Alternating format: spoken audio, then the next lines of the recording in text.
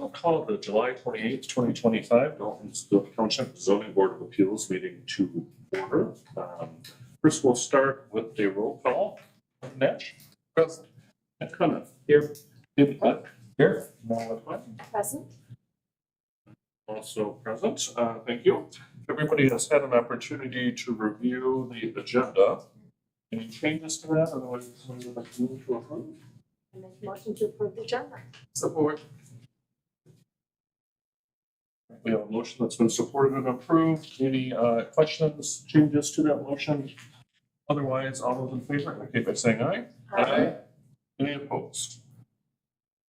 All right, the agenda is approved. Next will be the approval of the December 16th, 2024 meeting minutes. If all of the members have had a chance to review those. Any changes, I'm sorry. additions?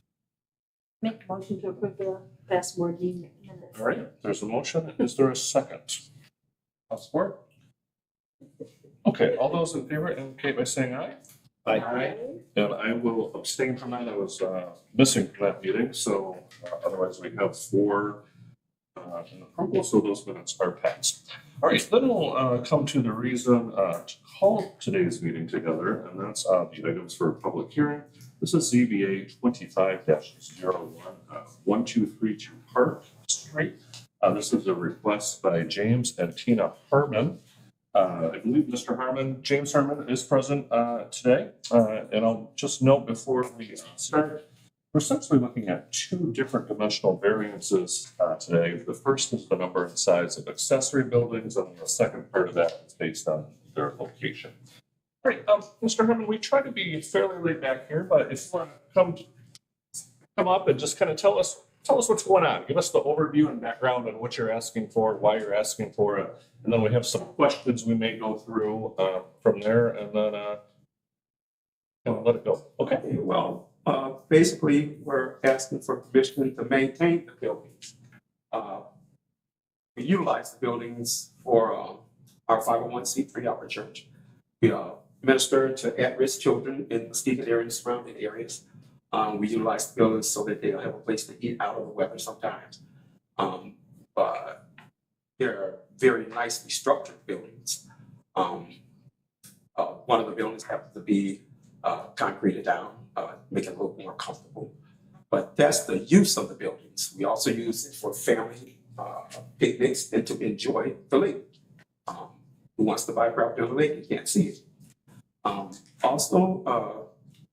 So we're basically just asking your permission. And please excuse me, I want to first say that I'm sorry for not obtaining a permit. That was definitely not my intention. If you notice, we built that house in like 4 or 5 years ago. And we've got permits for everything we've done. So I certainly want to try to avoid a permit for a couple of permits. And Steve and I, we've talked over the years concerning the amount of buildings that I was allowed on that property.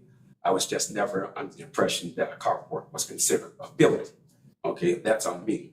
But as he explained to me, that is the structure. So as a structure, now I understand. I've seen other people with carports. I didn't know the front of your house was the lake. Okay, I've seen other people with carports and pavilions, my neighbors, that has buildings and carports in front of their houses. So at the time, I didn't see anything wrong with it. You know, as I said, when Steve and I talked, he told me how many buildings I was allowed. Up to 8 buildings, I think he said. Each one of them had to be under 200 square feet. So I figured, 2 buildings, that's 600 square feet. It's a lot less of an eyesore than 8 small buildings scattered all over the property. So basically, that's just it. I just can't see a reason that it would bring any sort of neglect to the community or make the area look any worse.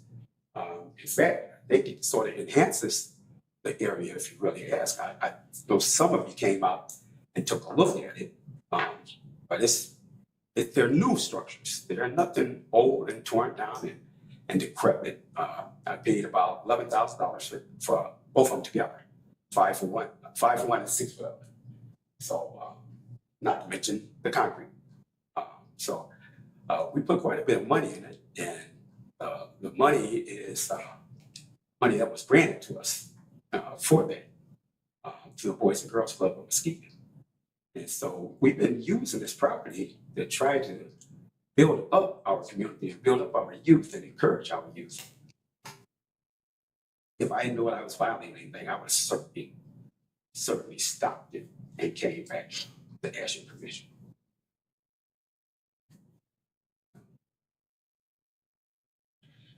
Can you talk a little bit about the foundation of the buildings? You mentioned, I thought you said one was concrete. One is Are you referring specifically to the entire floor of it? The entire or just floor. Concrete Yep, the entire floor. supports? Oh, the entire floor is concrete in it. And when I got the letter in the mail that I was in violation, I called the concrete guy and told him, don't pour it up. So, Then how is the other building affixed? they just helped him. They helped him auger into the dirt, to the ground. So they level them all off, auger them into the ground, and I suspect that's how they're sustained. I had a company come in and do it. The company I bought them from. They brought them right in and they just put them up. So those portions aren't concreted in. No, one of them's not. The other one is.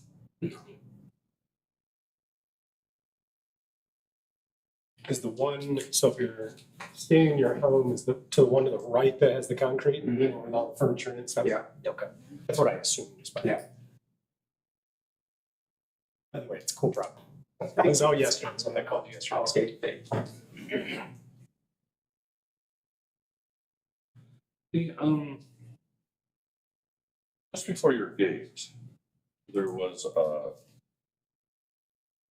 farm wetland sign. Could you go over what that meant or what that is? That's actually belongs to my neighbor. I can't think of his last name. First name is Chuck. He owns the gray house across the street. And when I built my house, I asked for permission to run my power lines over there. And he wouldn't give me permission. He wouldn't even pay him to do it.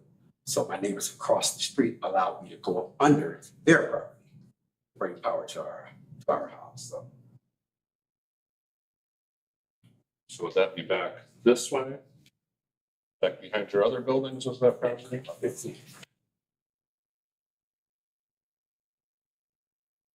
This is you Yeah. here. Yep, this is me here. This is my main house. And- Right up here is the gate. Oh, yeah, So the wetlands like right here. before the gate. Yeah. Okay, My property that's, pretty much ends right where you see this line going. okay, that's my confusion, because I thought it was beyond.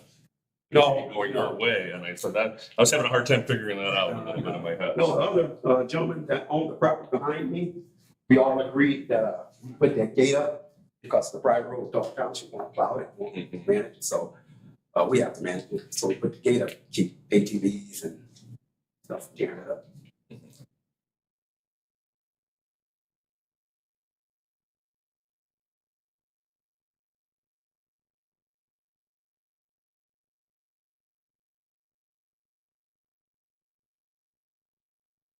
Just general questions, and I thought maybe we could even ask him, I know he provided written responses, just to go through some of these responses, or what our factors are. I don't know if you remember when you prepared this and sent this in with your application, but these are the questions that we have to consider as we look at your variances. So if you could just kind of run through once again for us. Why do you think that enforcement of the literal requirements of this ordinance is going to involve practical difficulties for you and me? Well, for one thing, it would pretty much stifle the ministry that we've spent our life building. And it would basically put a lot of kids that depend on us, put them back out there where we just work so hard to get from, you know. So that would be something that must be devastating to our ministry. Our ministry is Heaven's Gate Church. We also operate from another 501c3 called CAMP, Community Awareness and Managing Pathways. We've been running both of these ministries for about the past 20 years. So it would be devastating because it sets us back. You know, we're a small organization and we're just starting small beginnings. When it comes, if you look at some of the other camps for youth in this area, they're expensive, extremely expensive. We charge kids $75 for a full week, and most of them come out on scholarships. Wow. So parents may have to pay $25, and we also get other people to sponsor them. So something like this would just set us back because now we got between with concrete and the buildings, we've got about $15,000 that's down the drain. And now I got to try to sell these buildings, move these buildings, and you can't move them. You got to move for free. You know, you can't move for free. Someone's going to charge you. They have to come back out and get these buildings up and dismantle them and haul them up somewhere, or either I got to put them someplace, put them up for sale, and hope I can recoup some of them organizations' money back.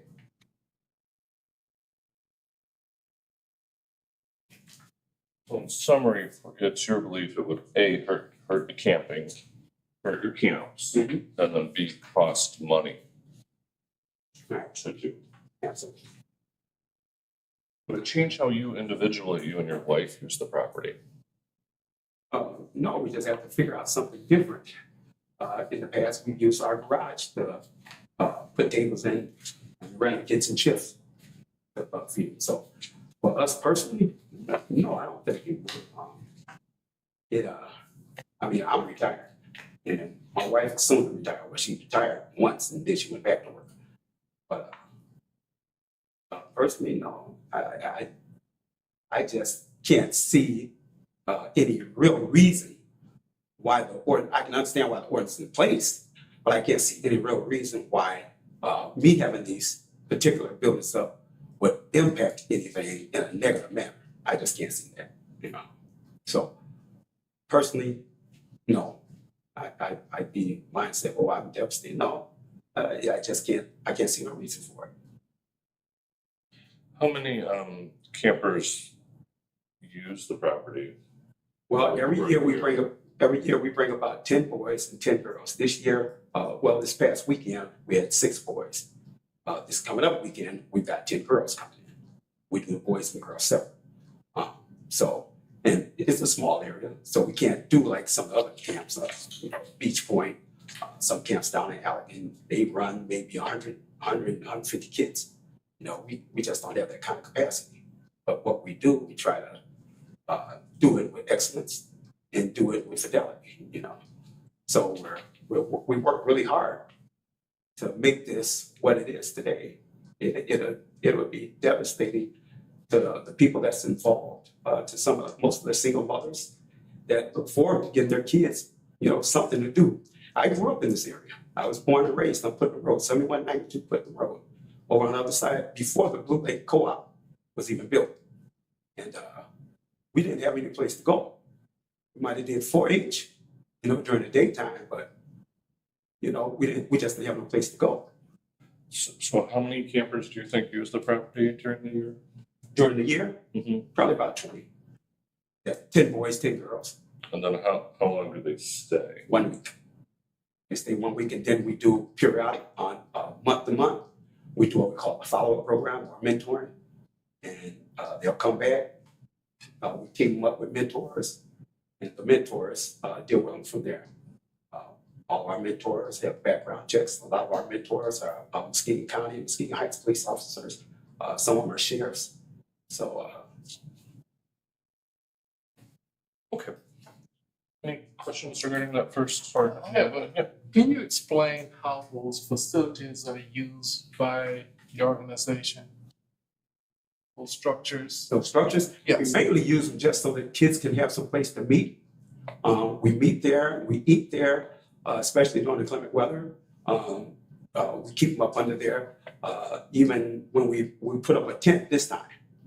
But it began to rain this past weekend, so we moved the tent up under there.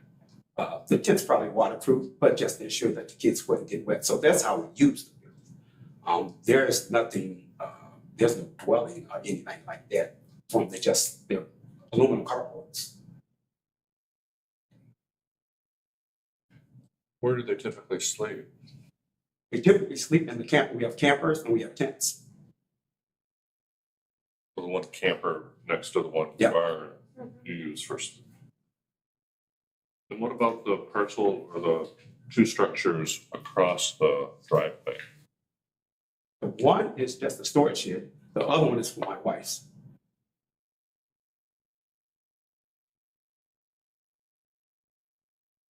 And she uses that for, She uses it for her office. We use it for feeding our family. Our house, if you look at the house, it's small, so we use that for like family functions as well. so that has a kitchen, bathroom, and those Yeah. sorts of things in it? No, it's just one big room. It has electric, but no kitchen, no bathroom.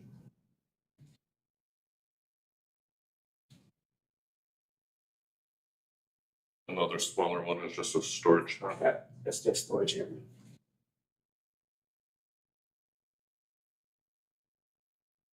Okay, any other questions on that first? Otherwise, I'll move on to the next. Okay, the next question is that special conditions or circumstances exist which are peculiar to the land, structures, or building involved and which are not applicable to other properties in the same zoning district. So it's a mouthful of a sentence, and I've read it repeatedly, and it's still a mouthful of a sentence. So feel free to ask any questions. But Okay. really, I think we interpret that generally as what makes your parcel unique compared to other parcels around you or similar parcels, either on the lake or something to that effect. Well, the main thing that makes our parcel unique is that it's the largest parcel on that lake, where there's a dwelling. The other larger parcels, they don't have dwellings there. This is where we live, so I have no complaints about what my neighbors have because they don't have anything there. And I've spoken to my neighbors that are next to me, they don't have any complaints. So when the question is what is unique about it, it's one of the larger waterfront places there with a structure, including the ones on the other side of the lake.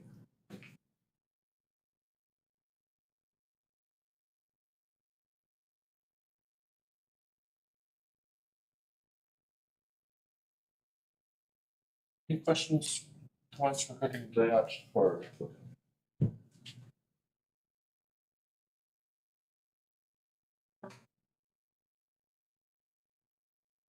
Okay, then we'll move on to C, which is a similar question, but it's a little different. That if we literally interpret this ordinance, follow it to the letter, how is that going to deprive you of any property rights that other people are enjoying or using?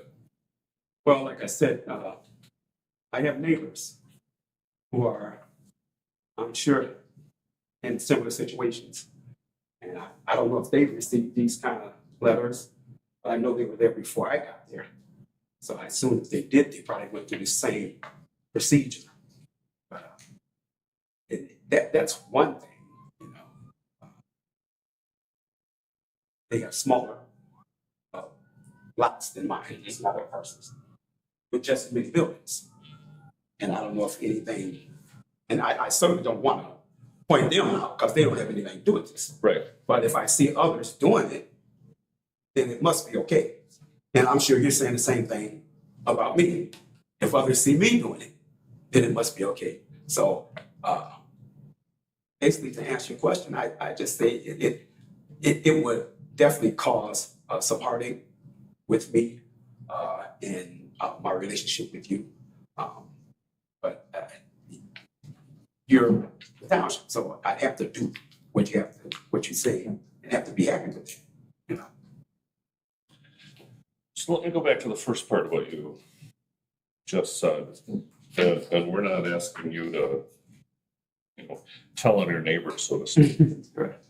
But we're looking at two different things here, right? One is how close these are to the lake itself, and two is the amount of them. So if you were to walk, and obviously I didn't, I'm guessing nobody else did, walk through some of your neighbor's property, or perhaps you've seen them from the lake or something like that, do you feel your buildings are close to the same line that some of theirs are, or is that a little bit different? It's a little bit different. Mine's not as close to the lake as some of my neighbors. Mine is bigger than some of my neighbors, but so is my parcel. So when we talk about footprint, you know, what is the violation, and what is the ordinance, and what is the standards, who the standards for? Understand what I'm saying? Well, not on that particular comment. I was just asking you to compare your property to Oh, other yeah. people's If property. I compare my property to other people's property, especially the ones who have similar building issues, okay, I would say mine's a lot better condition. That's what I would say. First of all, mine's newer. It's more maintained than some of my neighbors. And it's positioned better, in my opinion. They may think differently, but in my opinion, it's positioned differently. It's more appealing to the eye than an eyesore. Some people, they got all sorts of trash all around them, all up under them, and it's just not appealing to me. Right. I prefer to keep my property maintained, and everything on my property maintained. If you notice, everything's color coordinated. I don't want to have a whole bunch of different buildings with different colors, different roofs. So if you ask me what I think about my property compared to my neighbors, I think my property is excellent compared to some of my neighbors. What about amount of buildings? You know, ignoring for a minute the condition or what they look like. Right. And this is in comparison to some of my neighbors, or Yeah, I mean, do you think everybody's following this no, ordinance? I know they're not. I know they're not, And how do you know that? I mean, because it's get more of a reason okay. More than I just know it. Yeah. You know. Well, I know it based on what we've discussed. Steve and I have discussed over the years the amount of bills you can have based on the amount of parcel that you have. I know some of my neighbors have a little big parcel, and they got a lot of buildings, and they've been there for several years. Okay. Any other questions regarding that factor? Okay. Then we'll go to the last one. All right. That whether if we authorize the variance, whether or not that would be a substantial detriment to other lands and uses, it would be contrary to the spirit of the ordinance. Frankly, we struggle a little bit with what the spirit of the ordinance is, but I think we all sort of know it when we think about it. But if we were to allow these buildings to stay, what detriment would your neighbors have from that? What would, Well, the what ones could, that I've how might they look at it, so to speak? Well, like I said, I've spoken to some of my neighbors because they got the notifications in the mail, and they came to me and asked me about it. I think they're good with it. I mean, most of them didn't even notice until they got the thing in the mail, and then they came to me and said, "Is this yours, James?" It came in my mail. I said, "No, it's yours." Well, what is it about? So I explained to them what it was about, and they could care less. That's why they decided not to come. But when I believe that my neighbors, in light of thinking about the spirit of the ordinance, we don't want the property, none of the lakefront property, to look bad. Understand? I believe that's the spirit of the ordinance, is that we don't just trash, the lakefront property. I think that should be the spirit of every ordinance. Although you got to have some things in place, otherwise people will take full advantage of nowadays you give them an inch, they'll take a mile. But I think the spirit of it is that we just make it look nice, and so that's what we work really hard on. We want to have the facilities, we want to use the facilities, but we don't want to make the place look like a junkyard. And there's junkyards around there. And we've talked to some of them, and they'll cut their grass, they'll clean up, but then a while longer, there it is again, So I work hard at that, trying to maintain our property, and, we spend a lot of money on equipment, on tractors and on lawnmowers, and trying to make sure that this thing stays looking nice for generations to come. You know, Great. Any other questions for applicant? As far as the location, how far inside the high water mark are the buildings? inside the high water mark, or you talking about the lake itself? It actually needs to be by what they call the ordinary high water mark. Do we know roughly how far that would be inside? So I measured it, the property line as displayed on the map I showed you was, is based on a survey. The GIS took the survey and entered that in the map. It is approximately 20 feet to the ordinary high water mark, which is where the high water was in 2019. Or is it currently inside, or are It we is, it's inside, it's on the safe side, or are on we? the safe side. Okay, okay, that's what I was wondering. It's not within the ordinary high water mark. Gotcha. That's one of the questions we have to ask, is where that mark is, and I didn't see a big difference on it, but trying to figure it out, I thought maybe I was misreading that, so that one was answered, so we were looking at that as not being an issue.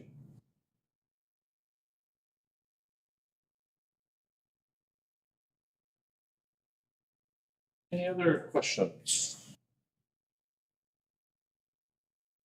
All right, Mr. Herman, feel free to sit back down and take the spotlight off of you. Okay. All right. Well, typically we ask if there's any audience participation. We're overwhelmed by people today, so that's going to be a short process. But I'll just remind you, we may still have some questions for you. And of course, even though we're closing this portion of the hearing and we're going to kind of talk amongst ourselves, certainly we may still have a question or two. Okay. So, okay. All right, then we closed the public hearing portion of that, although I may have neglected to open the public hearing, although we're limited to our amount of public, so I guess we're there. All right, time done for board discussion regarding this request. I'll start it with clear. Just have to take great care of that property. Absolutely right. Drive around and you drive in, you're like, wow, this is the diamond in the rough. And, which makes this extremely difficult. Rules are rules and guidelines are guidelines, but then on the same token, it's like, it's nice. So. I don't know what you- Considering No. he's allowed to have 8 outside buildings that are, how big? So let me clarify that. When he first constructed his home in 2021, the maximum accessory building size for his lot was 2,400 square feet. He had over 5 acres. Since then, the planning commission amended the ordinance to allow for any parcel with, so at the time he built, he was maxed out. He could only have 4 larger than 200, or 400, 4 accessory buildings larger than 200 square feet. But anything under 200 square feet is excluded from the number requirement. So he had 4 accessory buildings at 2,400 square feet. And he wasn't permitted anymore. Since then, the planning commission increased that to 4,000 square feet for any parcel with 5 acres or more, with more than 5 acres. When he asked me about accessory buildings, that was after the planning commission had increased that amount. So he was maxed out, and then the planning commission raised it. Okay. But he already had 4 accessory buildings that were larger than 200 square feet. So when he asked if he could have any more accessory buildings, I did the math and said, well, you can't have any more that are larger than 200 square feet. But you can have up to 4 2,000 square feet total. So if you need more sheds, you can have up to, maybe it was 8 that I said. You can have, the remainder divided by 200, and then you can have that in the number of sheds. This past year, he split off a portion of his property, and that brought him to less than 5 acres. So he is now regulated once again by the 2,400 square feet because he shrank the size of his property.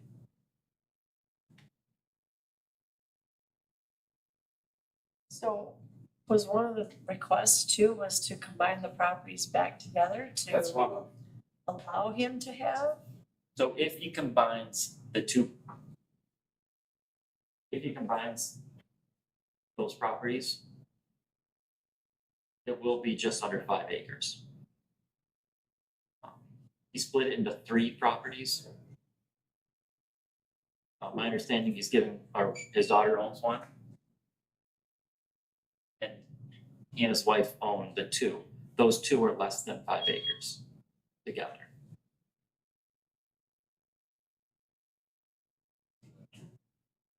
You know how close to 5? 494. Yeah, it's very close.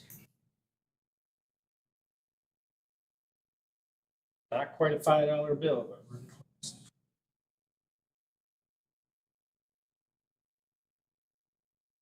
But if those two weren't divided,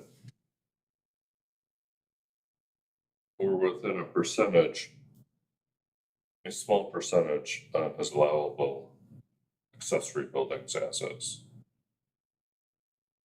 Correct. So if he had, another half an acre, he'd have the size. Number and placement would still require a variance though.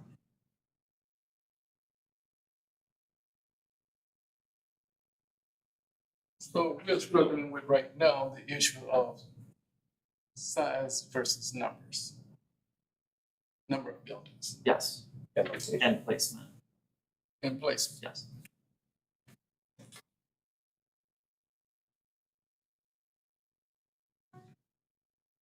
I was gonna tell you, about 15 years ago, my father-in-law and I built a pool at his house. We had this brilliant idea, we're gonna enclose it during the winter, so it's an indoor pool. So we went out and bought cardboard, just like you purchased. This cardboard up, and it was awesome. Kids are out there playing, and 90 degrees in that pool all winter long, and all of a sudden, a letter showed up in the mail from Dalton Township. And as angry as I was and he was, we had to play the game. And we had to do the rules and had to get engineers out there to engineer the frame and all that kind of stuff. So I just have so much empathy for you right now, man. So much. Yeah, could you also cover the structure and the definition of a structure? Because certainly my definition has always been, once it is affixed to the property, typically with concrete or something like that. But if it's another type of foundation that is removable, then it's not considered a structure, so to speak. That's a pretty thin line, I think, with augured foundation for the one building, but I'm curious, where do you feel that falls? No. If it were something like an easy up tent, I'm not gonna split hairs over that. That's something that's that is clearly temporary. It's not a permanent structure. Those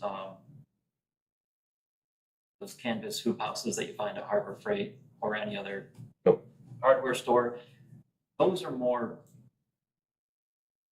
Should they require zoning permits? Probably. Are we out enforcing on those? No. But something like this where it is, they're larger, if it's under 200 square feet, usually it's, and it's one of those temporary carports, it's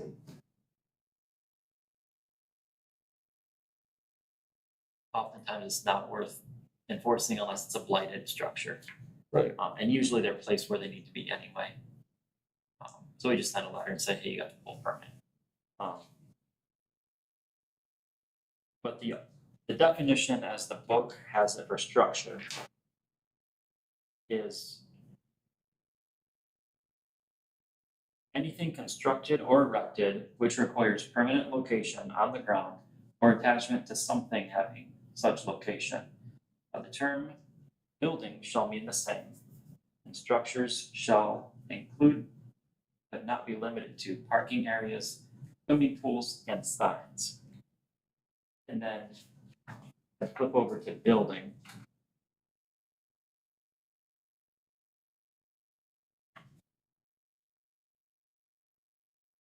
Says any structure having a roof supported by columns or walls and intended for the shelter, housing, or enclosure of any individual, animal, process, equipment, goods, or materials of any kind. Reread that, please. Yes. So any structure having a roof supported by columns or walls as intended for the shelter, housing, or enclosure of any individual, animal, process, equipment, goods, or materials of any kind.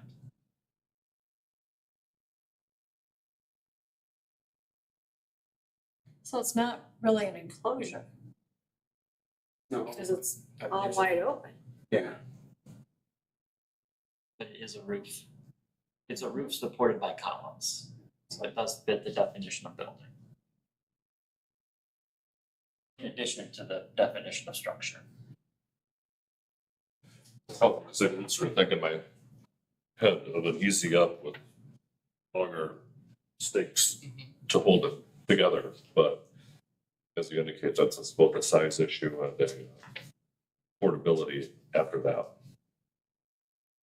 issue. And we talked a lot in here about like this is the camp aspect of this, but this is your principal residence, correct?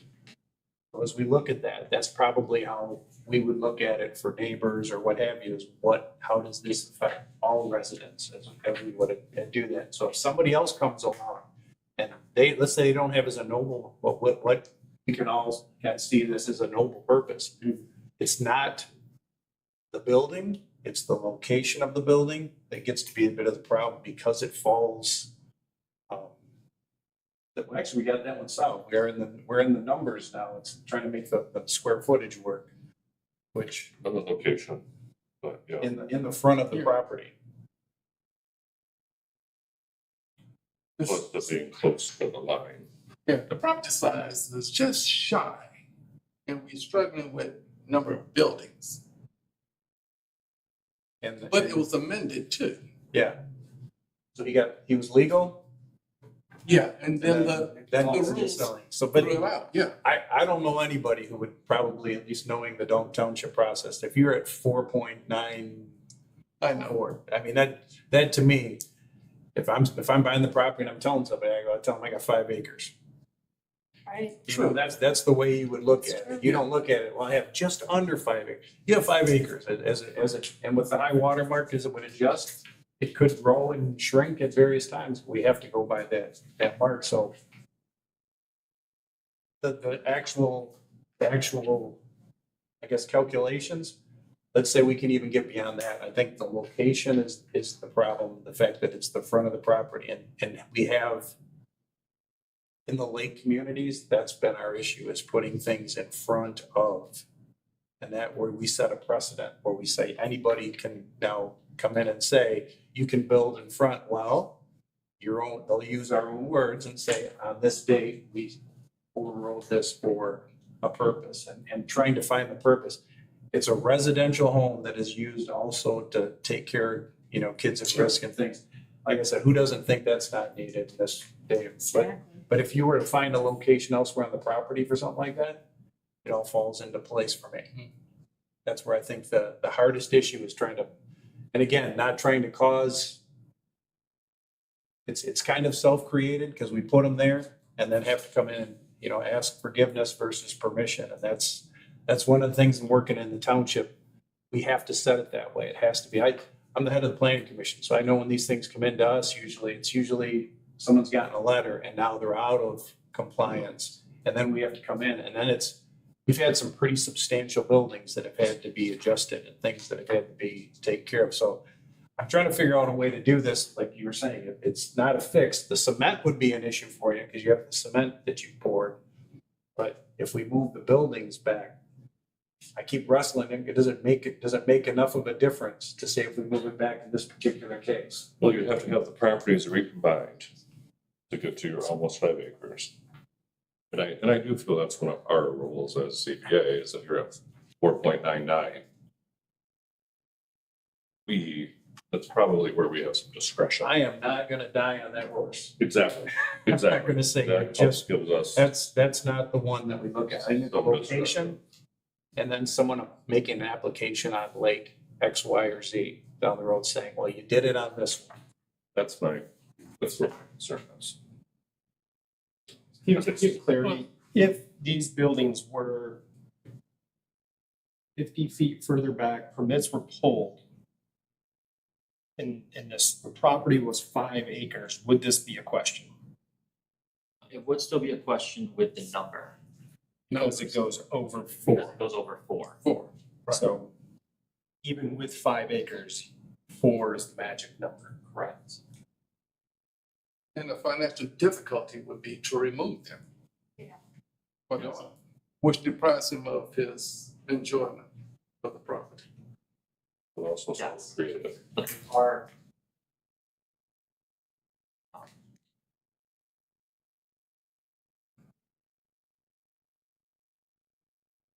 again, we have to make sure that we're not, we have to justify it as not being self-created. That's my issue, because if you don't ask for permission, you're in violation. And then if you come back and say, well, it's gonna be expensive to fix this, there's no incentive to follow our ordinances.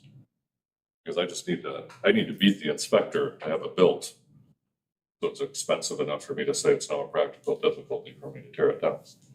And that I struggle with, because I feel then That has been the issue on the lake since, and for a while, it got ZBA was as busy as the planning commission, almost monthly meetings to have that. So it's something that we're sensitive to. I wish I had building expertise so I could tell you, here's what I would do. Because like I said, I don't think anybody here, I'm probably speaking out of turn, but I don't think anybody here is looking at the number even being that substantial a difficulty. Because if you go out to any of those other neighbors, and that's not what we're doing, we're now gonna say, well, let's let loose the dogs and go find what we can. That's not it, but I'm sure, like you had stated, it was hard to see everybody's property from That's that at road. least one.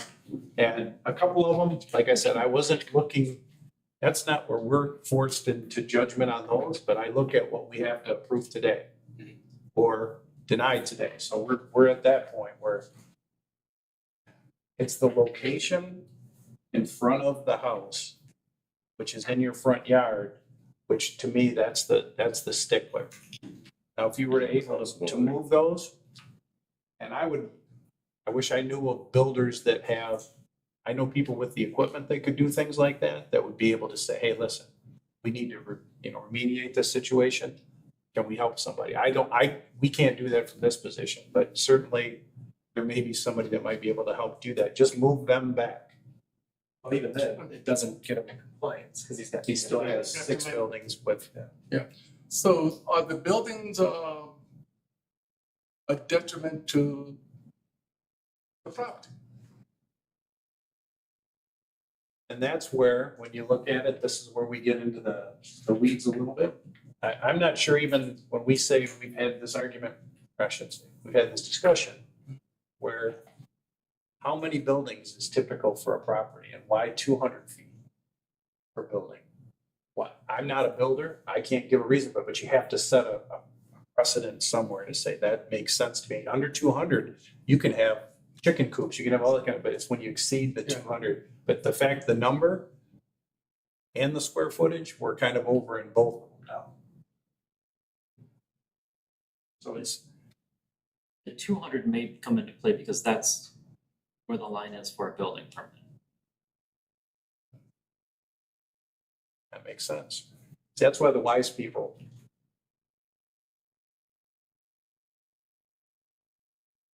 We always try to find ways so that people don't have to come in and spend excessive amounts of money to go and get a permit on some of them and variances and come to before the meetings, because it can be a substantial cost addition in these things. So again, looking backwards, I'd say if you come in and talk to Stephen and he gives you the lay and says, here's what you can do, he'd give you a location, he'd tell you a number, you guys could have that conversation. You combine the properties, and then we're probably in a much easier path to say, well, is that something we might be able to work around or work with? But it's the fact we deal with this a lot with location. And once the hounds are let loose, everyone's gonna be out there saying, well, you know what, you've got it over here. Yeah, absolutely. And be honest, that's my argument. You know, because you got it over here, 2 houses down, you know. I understand you don't want to set a precedent. I understand that. But it's already been set. And this one's being done post building, which is, we didn't pre-approve it, Right. which would have been like another thing that would have been on, say, a planning commission table. Now we're at the zoning board of appeals and we're trying to override something that wasn't done in the first place. So now I'm not saying I have an issue, but you know, when you ask forgiveness versus permission, Right. we get into a little bit of the weeds on this, and my kids have always learned that lesson, that is not the best way to go sometimes. But, you know, in this case, we're not dealing with the fact that we have to fix this somehow. We're just trying to find the best way to do that. So when people buy property on lake, and I'm just saying out of my own ignorance, the lake is actually the front of the house, even though your driveway's coming in? Yep, so according to the ordinance, the ordinary high water mark of the lake is the front property line. So your front yard is between the lake and the house. So public don't know your front corner to block everybody else's view or access to the lake. So that's why they flipped that The around. reason you buy your lake property is you want to see the lake. Sure, yeah, I get And that. then we used to have it kind of inverted where we'd say front of the house, but it doesn't make sense to say you can't. Then you flip the rules for the lakefront where you can say you can't build in your front yard. And then there was. Well, I don't, here's kind of where I'm at, just for discussion purposes. I frankly would let the 6 building versus 4 go, because we're a little bit of plywood here, and we're a little bit of plywood here, and we've now attached the garage, and we've attached the shed, and changed our buildings up to lots. And I'm not sure forcing that, because these are so close, you know, and I think that's part of the other issue with the spirit of the ordinance is let's maybe not put a building in all 4 corners of the property and so on and so forth, where arguably these could be combined. Not easily, but they're next to each other. And certainly the garage technically is a building. But it's, you know, that could probably be attached, as I say, with a couple of sheets of plywood, and it would be horrible, right? And to force somebody to do that. So part of me is ready to give up a little bit of that 4-6 distinction because of these 2 structures being so close to each other. Which ones are considered structured on, I'm looking at this aerial, so the house and the garage, 1 and 2. Yeah. The accessory building towards the roadside to the right. 1, 2, 3, 4. Yeah, one right next to the camper. Yeah, and then across the street is considered 1.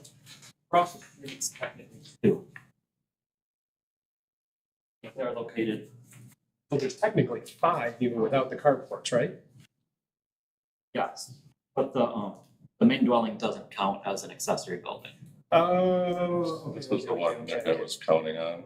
Yep. I see what, I was It's a counting the little whole. easier to see So you're taking. 1, 2, structures and 3, combining them as 4, one. 5, 6. Got it, sorry. I was counting the whole. So what you're So saying that- is that combining these two structures, reduce it to one, by one. Then if you combine the garage, the house, you're now in compliance. And they're close enough, you could do that. I'm not suggesting that you do that. I think that's an unfair burden, but I feel in the spirit of the ordinance, we don't have a building here, here, here, spread out all over the place. They're fairly compact. And probably at one time should have been built together, but you know, they weren't for refined reasons or something to that effect. Which leads me to 2, which is I probably would be willing to also approve the amount if these parcels were recombined. I feel that's too big of a stretch if they're not recombined. Then we're in that 4.99 dividend, in my opinion, kind of a small percentage where that's part of our job is to, you know, I think I technically own an acre. I say I own an acre. The street tells me otherwise. I'm not putting a building there in the lane, but really I own it in the middle. And I think, you know, so once again, arguably I should do everything I can in an acre, even though probably I don't have an acre. And I feel this is kind of in that same umbrella. 3 locations. The one on the left. As you're facing. So the one By the camera. yeah, so I drew a line just on the front of the house. And granted, the house is at an angle, right? Mhm. That building is behind, visually is behind the house, Through that. if you follow that line. Mhm. That does make the other one look even worse, because it's even farther, That's holding concrete, wait. of course. That's the concrete. and that's the bad one, that's the concrete one. If that wasn't concrete. But I don't know how we leave this one, that front one, because everything David mentioned, and I remember I was here at a lot of those meetings and we were just dealing with lakes. And that's why the Lake District was created, was to deal with that. And I don't know how we allow that building and not allow every other one that comes before us from here on out. Because this one I could argue, it's too close to the lake, but it follows this line a little bit. That one I can't come up with a good argument for, and unfortunately, that's the one with the concrete pad underneath that. Now, in a campered world, I could see by moving this back, if the cement remains, would they have to remediate the cement too? They could leave the cement, Okay, so if they, because it is. now you have a patio. Yep. That you would have an additional here, and like I said, I'm trying to, you know, we're trying to, man, we are like manipulating, but this is good. This is a good exercise. This is, you know, this is what we do.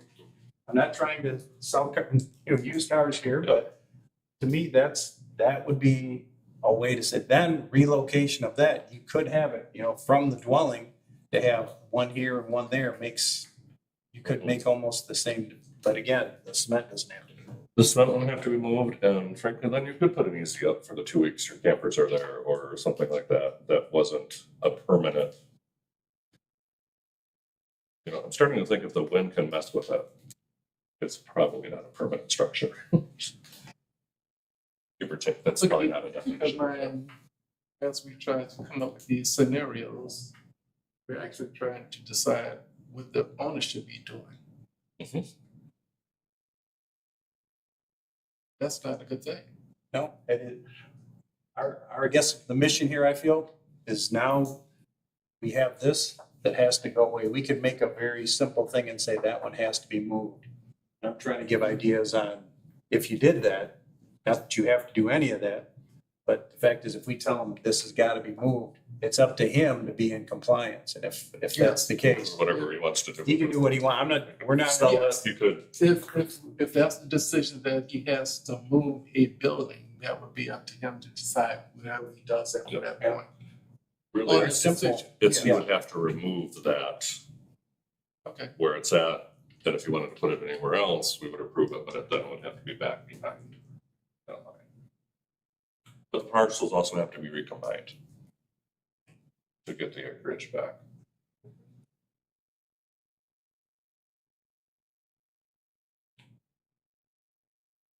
And I'm really racking my brain to find a reasonable way to keep that there, but I remember too many of these arguments that come in and then, well, and then we changed all the ordinances to do that, and we said, no, we're not doing this anymore. And we haven't, Stephen, we haven't since. would, if that was the route we went, would the permits need to be pulled for those at that point so that he would be in compliance? Yes, they would still need building Okay, and zoning permits as well. The building permit is actually very important for a structure like this because most home insurance companies, if it's an unpermitted structure, they often won't cover any damages or liabilities from those. so our mission just became a lot easier. He now has to work with Stephen on where he's allowed to place that. If that is the route we decide. No. And that my interpretation would be so that the eastern corner of that building was placed on a angle. That western corner would be aligned straight, the eastern corner, it would be aligned straight east. So the front yard goes from that corner, The house, from that top corner of the house down to that corner on the right. And then straight line from either of those corners. All right, you guys show me. so Steve, are you saying corner here, straight across? Make a No, I think he's. right angle with the property line? Yes, so it would be, That'd be better. It's like it, From this corner. better, it's like where it's at right now. It's just- that line there. That's because this is how they define the front yard and rear yard is the closest portion of the front face right there. That'd be Oh, that line geez. there. That's where, Maybe that But that- far away. Yeah, so that corner. Yep. Right there. so this, From there. so if we looked at the left one, a quarter of that building arguably might be in There's compliance. nothing, there's no cement with that, so moving that one, I mean, it's been, And that's the one I'd be okay with yeah. leaving because of That corner. that. You have to If they make that concession. Yep. That's, and then this one would have to be from fines. Yep. And decline How that. they, And that does give them better options that, you know, so he has more property to work with.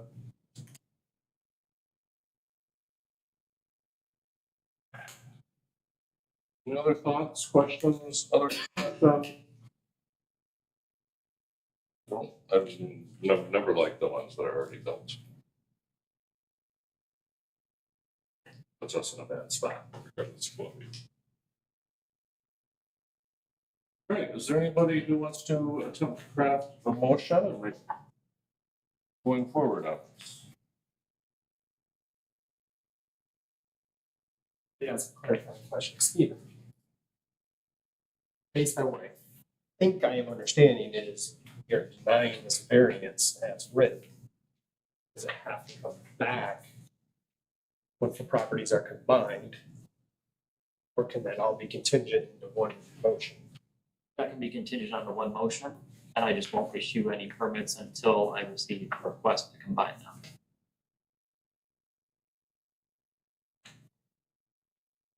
Or we'll just automatically combine them when we receive the application. What's So the, let's clarify with the applicant first before any of that's done.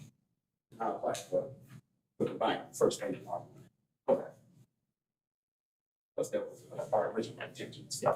You can just send Jessica and I an email saying please combine these properties. All right. Yes.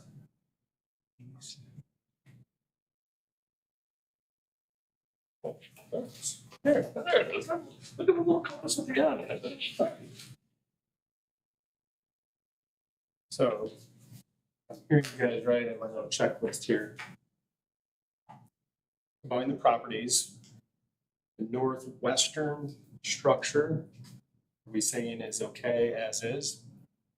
That would be the one, if you're Yeah. looking from the lake towards the house to the right side. Plus, We would The one approve, without the cement. we would approve that placement. So that's our placement issue.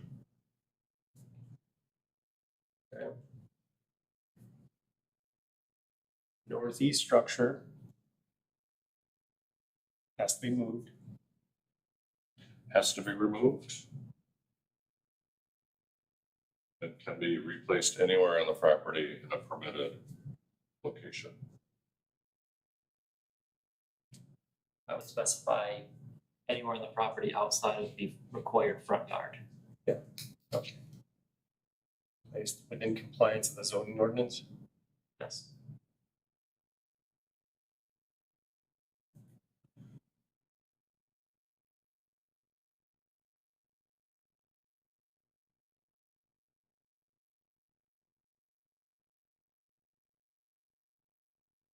And then that we would also permit the accessory building. From 4 to 6.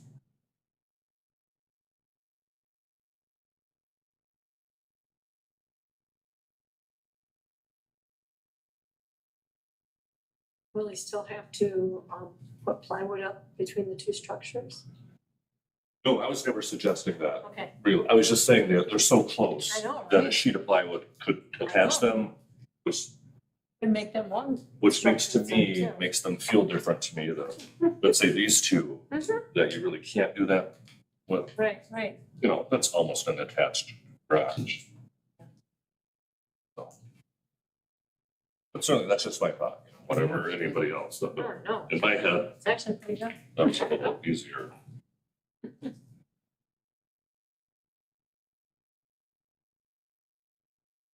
Anything else you feel we need to cover in the motion? And increasing the number of, or increasing the square area from 2,400 square feet to 3,600 square feet. If he combines them, he's at 4,000, right? No, it was 394. 3,9, yeah, it'd be 494. 4,9, it'd be about half an acre short. So it would still need to be, a variance would be required. It's just if you apply a sliding scale, which some townships use, but Dalton doesn't. You know, you could make a case that, you know, on a sliding scale, he's closer to having 4,000 permitted than he is for 2,400. You say it needed to be 3,600? Or do we route it to 4,000 based on 5 acres? I would say 3,600, Because that's what we have now, because that's what we have now. so we're not gonna get another 7th building. So it's like a better justification, because it's not the full 5 acres, Sure. but it's very close. So it's not the full 4,000, but it's very close. That would provide a good consistency. Kim, do you wanna read back? Are you working on notes there? Yes, my notes, Did you have, you had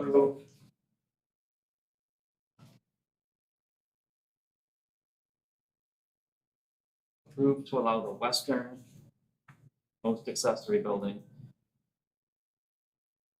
Or approved placement of the westernmost accessory building as is.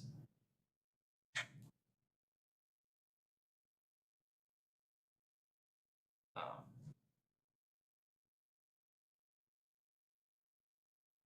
And then the northeast structure has to be relocated outside of the required front yard in compliance with the zoning ordinance. And placed in compliance with the zoning ordinance.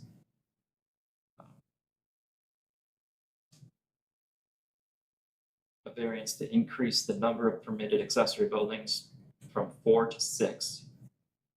And to increase the permitted area from 2,400 to 3,600. that seemed like a covers at least, you know, we can certainly vote no on that, but if we have consensus, at least on that first motion. Motion as Mick, was that your notes as well? Say a motion to grant a variance for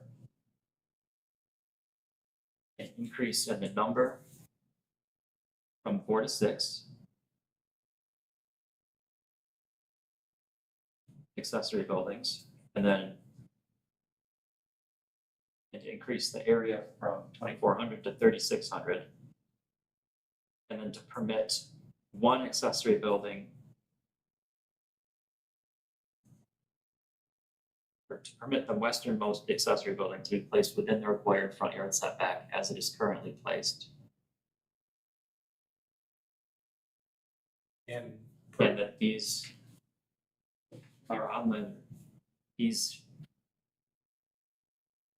variances are on the condition that the northeast structure is relocated outside of the front yard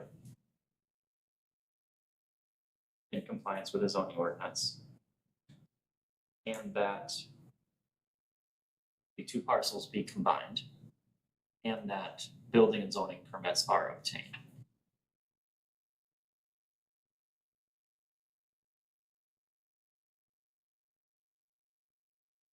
Before we invite the motion covering that, any questions regarding the specifics of that?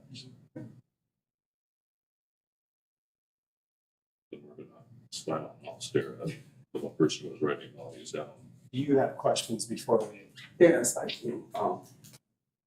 The parcel where the building is on the east, one with concrete, that parcel's been split and is now labeled parcel B1 and parcel B2. Now, my daughter, I gave her parcel B2 to build a house on, but those were originally one parcel. If she built her house on B2, on the other side of that road, would her house still be considered the front of the lake? The part facing the lake, that still be considered the front of her house?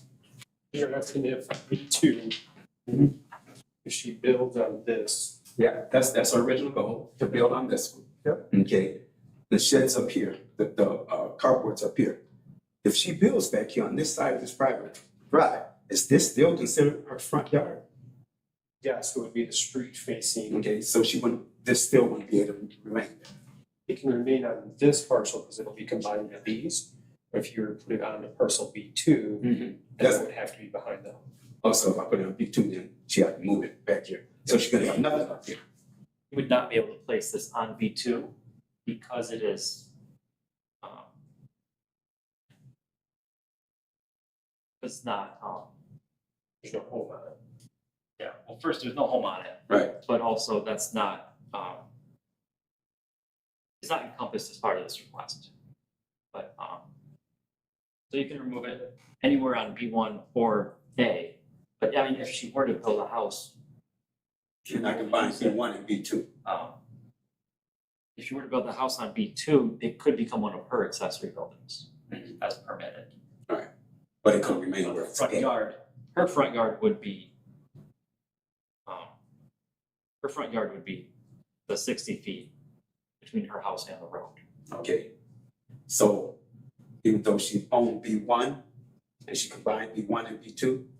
Oh, if she were to own B1. Right. See, when I split it, So it would be, if she were to build on B1, no, yeah. Yeah, you're talking about if you were to split this again. Yeah, this was split right down the road, so would have B1 and B2. If I just combined it back to B and gave her the entire parcel, Then you're. could she leave that structure where it's at?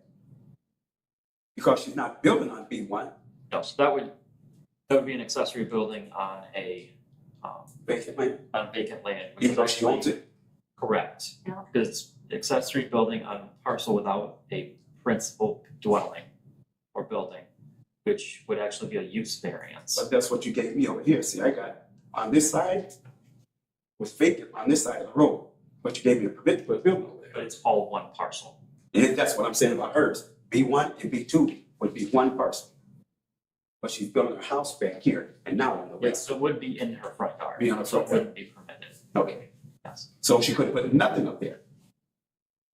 If it was the same. Everything would be in her front yard.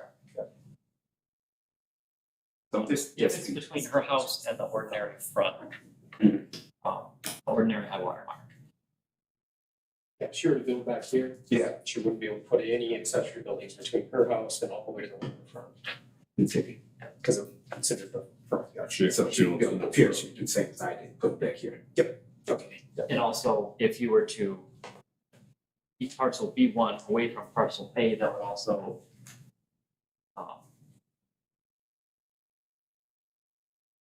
that would fit the requirements of the variance. Correct. So that would violate the variance, and that would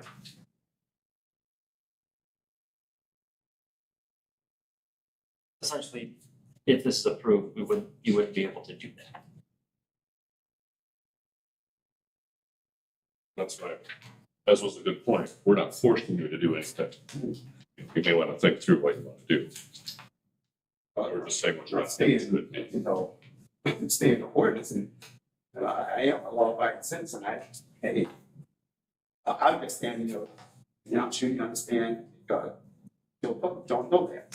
You don't know that you have so many, and like I said, Steve, we can tell you, we've talked about this.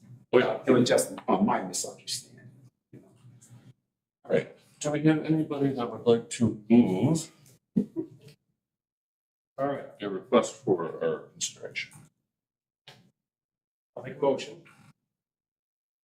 to allow for a variance to increase the accessory buildings from 4 to 6. Make a, also allow for a variance to increase from 2,400 square feet to 3,600 square feet.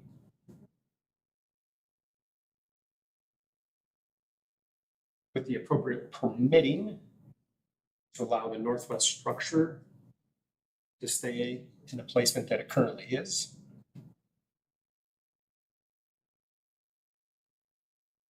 Include that the northeast structure be removed and placed within the compliance of the ordinances if chosen.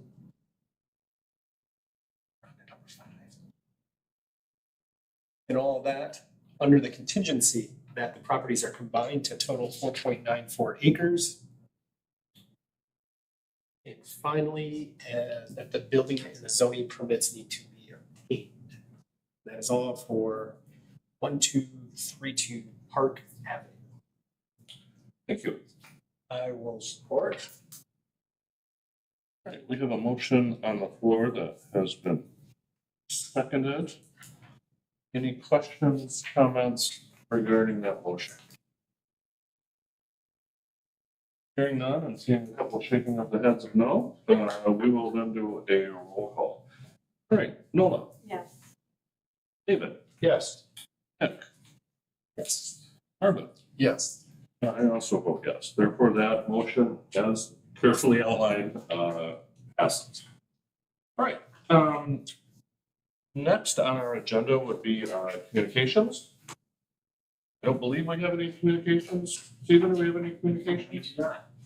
Anything from planning commission that they want to No, communicate? like I said, we've had not had many of these to take anything forward. Lots of good stuff going on, so All I right. appreciate you guys doing what you do here. Any old business? Stephen, any old business we need to discuss? All right, next then would be new business, our election of officers for the next roughly calendar year. Or at least until our next meeting after a year expires. However, as we meet ad hoc, it's a little tricky to outline that, but I think that's roughly what we're going for. Well, is anyone interested in a new opportunity or? If somebody would like this middle spot there more than. You know, like I say, welcome. or- Yeah. If there's additional responsibility. All right, thank you. Thank you. Thank you for your service. Absolutely.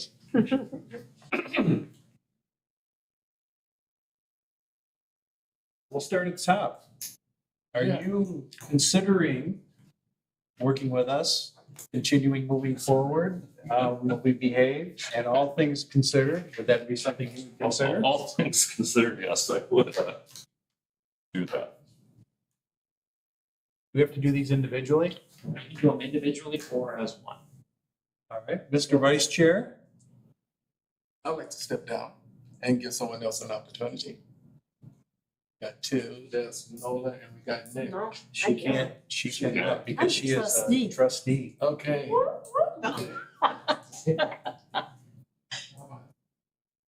Fantastic. Frank just can't be absent. We're all set. Yeah. Now, are you sure? Apparently missing the email caused a cascading event. So There's one position left. We could either arm wrestle Oh, no. or you, I was gonna say, I would, no, I mean, Your arms are bigger than mine. So, seriously. it doesn't matter, like I said, but if there's anyone ever in this process, I know we have. Bill, you got it all written down over there? I'm Try on sure. that motion. I believe whoever said they can't gets to make the motion. I can make the motion, a collective nomination on Who's the secretary? Craig Bonet as That person? chair, Nick as vice chair, David as secretary. All right, there's a motion on the floor. Any support? Support, Support? second support. Any questions, comments? Otherwise, all those in approval indicate by saying aye. Aye. Opposed? All right. I am going to skip public comment based on our public. Any further board remarks? If not, I Motion would to like, adjourn. she beat me to it, okay? I will support. The motion to adjourn. all right. All right. Assuming there is no objection, we'll adjourn at 7:20. You know, one of these days I'm gonna learn in my head what looks like a simple request. It will be a quick meeting. Will not. But I like your line of questioning. What's that? That's why you